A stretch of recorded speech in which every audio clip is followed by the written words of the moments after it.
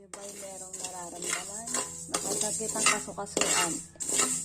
At kayo pinatrangkaso, ito maglutong na kayo ng totoong na bigas. Gamot sa binat, sa lipas gutom. Ayan. Tingnan niyo po yan. At ito'y ipapakulo nyo lang at isusuot.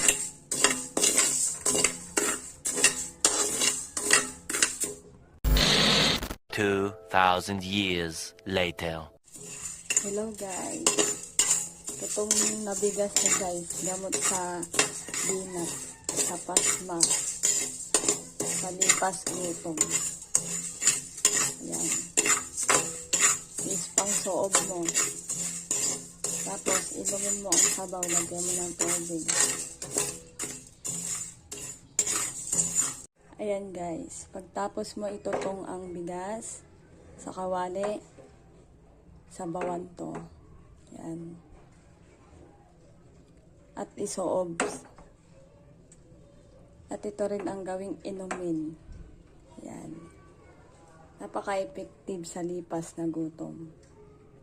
At sa mga binat, trangkas. Thank you for watching, guys.